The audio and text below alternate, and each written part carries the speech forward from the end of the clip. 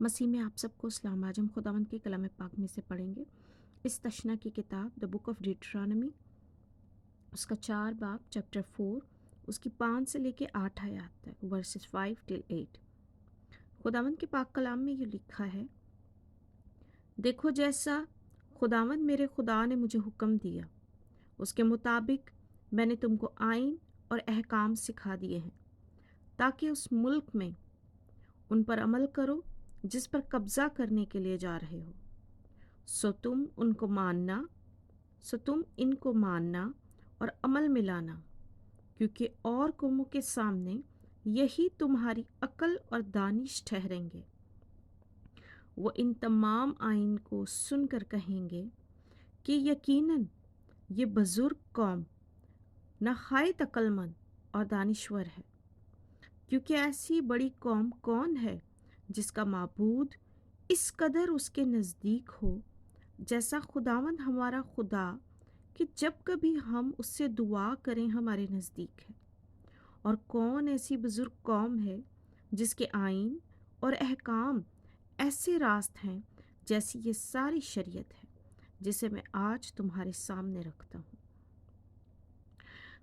पाक कलाम के पढ़े और सुने जाने पर खुदावंद की बड़ी बरकत हो। खुदावंद का बहुत शुक्र हो। आइए खुदावंद का शुक्र करें इस कलाम के लिए, उसकी बरकतों, रहमतों, शफ़क़तों के लिए जो बेशुमार है, जो हमें दिन को अपनी शफ़क़त से, रात को अपनी रहमत से संभालता है। उसका शुक्र करें इस कलाम के लिए कि इसको पढ़ने की समझ वो हमें दे, उसकी दानाई से समझे, उसके पाक रूह की हिदायत से समझे और उसके पाक रूह को मांगे, ताकि इस कलाम के भेदों और मकाशफों को समझ सके,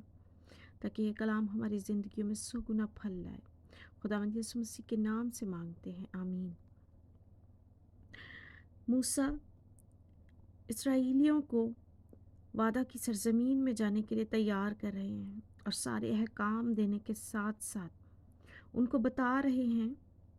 कि किस तरह तुम दुनिया की दूसरी कौमों से अलग हो और किस तरह दुनिया की दूसरी कौमें जब तुम्हें देखेंगी तो तुम पे रश्क करेंगी और किस तरह तुम्हारे खुदावंद के नाम को जलाल देंगी। मूसा यहाँ पर इसराइलियों से कहते हैं, देखो जैसा खुदावंद मेरे खुदा ने मुझे हुक्म दिया उसके मुताबिक मैंने तुमको आइन और अहकाम सिखा दिए हैं, ताकि उस मुल्क में उन पर अमल करो जिस पर कब्ज़ा करने को जा रहे हो। बेशक खुदावंद ने अपने सारे अहकाम अपने बंदे मूसा को दिए और मूसा ने वो सारे अहकाम लोगों को दिए, वो आइन, वो अहकाम जो खुदावंद की तरफ से मिले थे, ताकि उस मुल्क में जिसमें वो जा रहे थे इन सब पे अमल करें और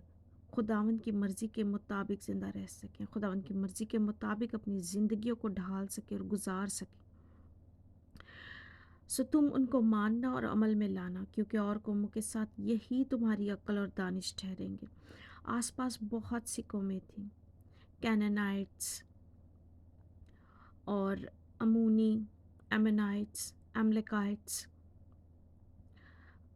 हर किस्म की कौम में से खुदावंद ने उनको अलग करके चुन लिया।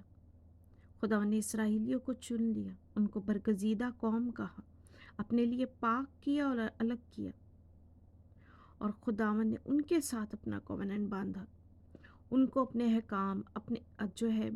सारे आईन मूसा के ज़रिए दिए। और मूसा यहाँ पर उन लोगों से कहते हैं कि इन सारे अहकाम को मानना और इन पर अमल करना, और यही अहकाम इसराइल को दूसरी कौमों से अलग करते थे।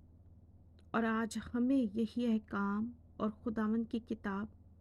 उसकी बातें, उसके हुक्म हमें दूसरी कौमों से अलग करते हैं,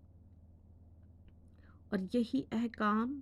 और इन पे अमल करना हमारी अक्ल और हमारी दानिश ठहरते हैं आज, क्योंकि इसमें लिखा है, वो इन तमाम आइन को सुनकर कहेंगी कि यकीनन ये बुजुर्ग कौम नहायत अक्लमंद और दानिश्वर है। यकीनन जब वो जा रहे थे तो मूसा ने उनसे कहा कि जब लोग तुम लोग का उठना बैठना देखेंगे, इन अहकाम पे तुम लोगों का चलना देखेंगे, तुम लोगों की अलग तरह की इबादत और तुम्हारे खुदा के लिए तुम्हारी रेवरेंस देखेंगे, تو بے شک وہ کہیں گے کہ نہایت بزرگ قوم ہے، یہ وزڈم رکھتی ہے، خداوند نے ان کو عقل مند بنایا ہے اور یہ دانشور لوگ ہیں، کیونکہ ایسی بڑی قوم کون ہے جس کا معبود اس قدر اس کے نزدیک ہو جیسا خداوند ہمارا خدا، کہ جب کبھی ہم اس سے دعا کریں ہمارے نزدیک ہے۔ بے شک کوئی شک والی بات نہیں اس میں، ہم جب اپنے خداوند کو پکارتے ہیں وہ آ جاتا ہے، وہ اتنا ہمارے قریب ہے۔ یہاں موسیٰ اسرائیلیوں سے کہتے ہیں کہ لوگ تمہیں دیکھ کے تم پہ رش کریں گے، لوگ تمہارے بارے میں کہیں گے کہ ایسی کون سی قوم ہے جس کا معبود اتنا قریب رہتا ہے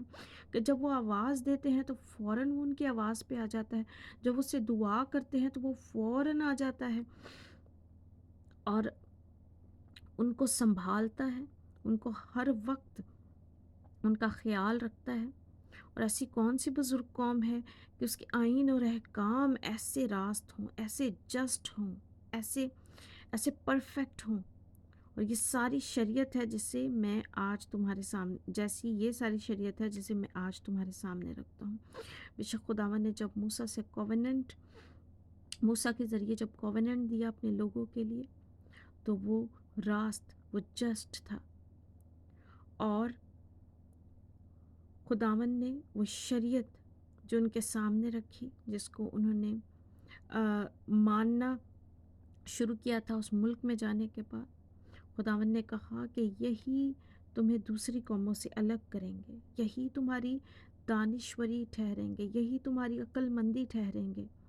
اور اسی کے ذریعے تم دوسری قوموں سے الگ ٹھہرو گے اور پہچانے جاؤ گے کہ تم زندہ خدا کے لوگ ہو، تم پاک یہوہ یری کے ماننے والے ہو۔ لیکن انہوں نے جا کے ان سارے حکموں کو ایک سائڈ پہ رکھا اور ان قوموں کے خداؤں کو چن لیا اور ان قوموں کے ساتھ مل کے بدکاری کی، زناکاری کی، ان کے بتوں کو پوجا، اپنے بیٹے بیٹیوں کو قربان کیا، ان کے خداؤں کے لیے قربانیاں چڑھائیں،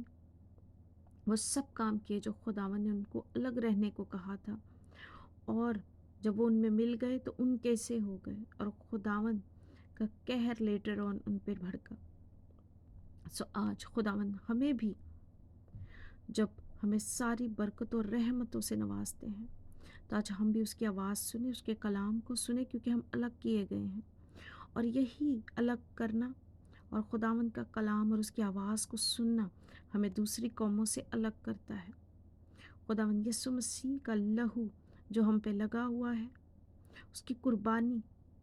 اور کیونکہ جب ہم اقرار کرتے ہیں کہ وہ ہمارا نجات دہندہ ہے، وہ ہمیں ہمارے گناہوں سے بھی پاک کرنے کی قوت رکھتا ہے جو باپ نے اس کو دی ہے۔ آج ہم اپنے گناہوں سے جب پاک کیے گئے ہیں تو دوسری قوموں کے سامنے، جبکہ ہم ایک مثال ہیں کہ ہمارا خداوند کیسا خدا ہے کہ ہم ایک آواز دیتے ہیں اور وہ آ جاتا ہے۔ آج ہم اس چیز کو حقیر نہ جانیں، اگر خداوند ہمیں تنبیہ کرے تو ہم حقیر نہ جانیں، بلکہ ہم اپنے خداوند کے ساتھ جڑے رہیں، اس کے کلام کے ساتھ بنے رہیں، تاکہ لوگ ہم پہ رش کریں، ہمارے خداوند کے نام کو جلال دے کہ ایسا کون خداوند ہے جو اپنے لوگوں کی اتنی پرواہ کرتا ہے، اپنے لوگوں سے ایسی محبت کرتا ہے کہ اپنی جان ان کے لیے دے دے۔ بے شک ہمارے خداوند یسوع مسیح نے اپنی جان ہمارے گناہوں کے لیے دے دی۔ خداوند اس کلام کے وسیلہ سے مجھے اور آپ کو بہت برکت دے، آمین۔